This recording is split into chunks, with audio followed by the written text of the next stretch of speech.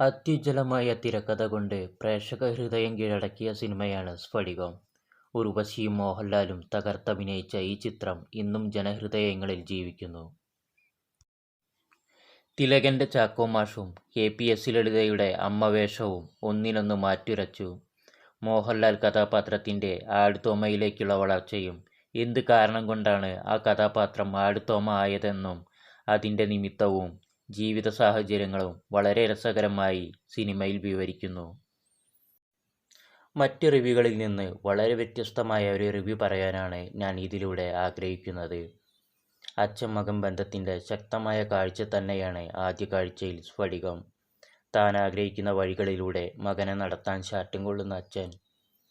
സ്കൂളിലെ പ്രധാന അധ്യാപകനായതുകൊണ്ട് തന്നെ തോമസ് ചാക്കോയ്ക്ക് അവിടെയും രക്ഷയില്ലാതെ പോയി. മറ്റൊരുവനെപ്പോലെ ആകാനുള്ള ഉപദേശവും സഹിക്കാൻ പറ്റാതെ നിയന്ത്രണം വിടുന്നതും എന്ന അവസ്ഥയിലായിരുന്നു കൂട്ടുകാരൻ്റെ കയ്യിൽ കോമ്പസ് കൊണ്ട് കുത്തിയ ശേഷം നാടുവിടുന്നത്. വർഷങ്ങൾക്ക് ശേഷം തിരിച്ചു വന്ന നായകനെ മാസ് പരിവേഷത്തിൽ ശക്തമായി അവതരിപ്പിക്കാനുള്ള സ്പേസിനെ ഭദ്രൻ ഉപയോഗിച്ചത് കലാമൂല്യമുള്ള സിനിമയായി സ്ഫടികത്തെ അവതരിപ്പിച്ചു എന്നുള്ളതാണ്.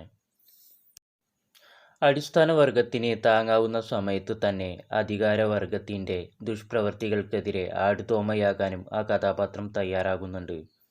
മോഹൻലാലിൻ്റെ മീശ പിരിയലും മുണ്ടും ആടിക്കുത്തലും നിറഞ്ഞ അമാനുഷിക കഥാപാത്രങ്ങളിൽ നിന്നും ഏറെ അകലെ നിൽക്കുന്ന ഒരു കഥാപാത്രം കൂടിയാണ് ആടുതോമ. അതുകൊണ്ട് തന്നെയാകും ആടുതോമയെ കാഴ്ചയിൽ ഇന്നും യുവാക്കൾ അനുകരിക്കുന്നത്. അഭിനേതാവെന്ന നിലയിലും എക്കാലത്തെയും മികച്ച പ്രകടനങ്ങളിൽ ഒന്നാണ് ആടുതോമ സമ്മാനിക്കുന്നത്. ആടുതോമയ്ക്കൊപ്പം ശക്തമായി നിൽക്കുന്നുണ്ട് തിലകന്റെ ചാക്കോ മാഷും.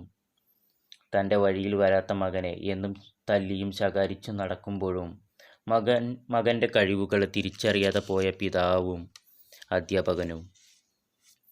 പഠിച്ചു വലിയ ജോലി നേടണമെന്നത് മാത്രമാണ് ജീവിതത്തിലെ വിജയമെന്ന് കരുതുന്ന തോമസിനെ ആടുതോമയാക്കിയ അതേ സാഹചര്യം തന്നെ ചാക്കോമാഷിനെ കടുവ എന്ന് വിളിക്കുന്നുമുണ്ട്. ആ കാര്യത്തിൽ തീർച്ചയായും പരിഗണിക്കപ്പെടേണ്ടത് തുളസിയെയാണ്. ഏറ്റവും ആദ്യം തോമയെ മനസ്സിലാക്കാനും കൂടെ നിൽക്കാനുമുണ്ടായവൾ. വർഷങ്ങൾക്കിപ്പുറം അതേ സ്കൂളിലെ അധ്യാപികയായി വരുമ്പോൾ ആദ്യം ശ്രമിക്കുന്നതും തോമയുടെ കഴിഞ്ഞുപോയ കാലത്തിൻ്റെ മങ്ങലുകളെ കളയാനാണ്. പുറമെ പരാക്രമിയാകുമ്പോഴും ഉള്ളിൽ ഒരു സാധു മനുഷ്യനാണ് തോമയെന്ന് മനസ്സിലാക്കിയവൾ. ഒരു പക്ഷേ എത്ര പറഞ്ഞാലും തീരാത്ത ഒരു കാഴ്ചയാണ് സ്ഫടികം സമ്മാനിക്കുന്നത്. സ്ഫടികം ജോർജിൻ്റെ വില്ലൻ വേഷവും സിനിമയിൽ ശക്തമാണ്. വില്ലൻ ആ ചിത്രത്തിൻ്റെ പേരിൽ പിന്നീട് അറിയപ്പെട്ടത് തന്നെ ചരിത്രം. NF വർഗീസ്, ഉർവശി, KPS ലളിത, രൂപേഷ് പീതാംബരൻ, കരമന, സിൽസ്മിത അങ്ങനെ പ്രകടനങ്ങളെല്ലാം മികവിലെത്തിയ ചിത്രം കൂടിയാണ് സ്ഫടികം. തോമയുടെ മനസ്സും ശരീരവും ചിന്തകളും ഒപ്പിയെടുത്തിട്ടുണ്ട് ക്യാമറ കാഴ്ചകൾ. ഗാനങ്ങൾ ഇന്നും വലിയ ഹിറ്റുകളാണ്. പശ്ചാത്തല സംഗീതവും ഛായാഗ്രഹണവും സ്ഫടികത്തിലെ കാഴ്ചകളെ മികവിലെത്തിക്കുന്നതിൽ വലിയൊരു പങ്ക് വഹിച്ചിട്ടുണ്ട്. ഭദ്രൻ എന്ന സംവിധായകൻ്റെ ഏറ്റവും മികച്ച ചിത്രം കൂടിയാണ് സ്ഫടികം. മാസ് മസാല എന്ന രീതിയിലേക്കും ജീവിതത്തിൻ്റെ ഗന്ധവും മനുഷ്യൻ്റെ മനസ്സുകളെ ചിന്തിയെടുക്കാനുള്ള കാഴ്ചപ്പാടുമൊക്കെ നിറച്ച തിരക്കഥയും സംവിധാനവും അനുഭവത്തിൻ്റെ തീക്ഷ്ണതയെ ഓരോ സംഭാഷണത്തിലും ഫ്രെയിമുകളിലും നിറച്ചു വച്ചിട്ടുണ്ട് സ്ഫടികം. ബുള്ളറ്റിലെ യാത്ര, റൈബാൻ ഗ്ലാസ്, മുണ്ട് പറിച്ചടി അങ്ങനെ വർഷങ്ങൾക്കിപ്പുറവും തോമ ആഘോഷിക്കപ്പെടുന്നുണ്ട്. നിർബന്ധ ബുദ്ധിയുള്ള രക്ഷിതാവിൻ്റെ മുഖത്തോടുള്ള മങ്ങിപ്പോയ ഭൂതകാലത്തോടുള്ള തോമയുടെ പ്രതിഷേധങ്ങളാണ് ഇന്നത്തെ അവൻ്റെ എല്ലാ പരാക്രമങ്ങളും. തോമയെ സംബന്ധിച്ചിടത്തോളം അവൻ്റെ ഭൂതകാലത്തിൽ ഇപ്പോഴും വേട്ടയാടുന്ന വിഷമം അന്നത്തെ കോമ്പസ് കൊണ്ടുള്ള കുത്തലായിരുന്നു.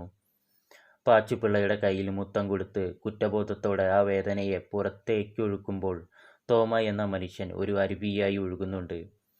ഓരോ സന്ദർഭത്തെയും സംഭാഷണത്തെയും പറഞ്ഞാലും സ്ഫടികത്തിൻ്റെ കഥകൾ തീരില്ല. വ്യക്തിപരമായി പറയുകയാണെങ്കിൽ ഞെട്ടിച്ചൊരു മേക്കിംഗ് ആണ് സിനിമയ്ക്കുള്ളത്. കാലമത്ര കഴിഞ്ഞു ചാക്കോ മാഷ് എന്ന അധ്യാപകനും പിതാവും ഇപ്പോഴും ചെകുത്താൻ തന്നെയായി തുടരുന്നു എന്നാണ് സത്യം.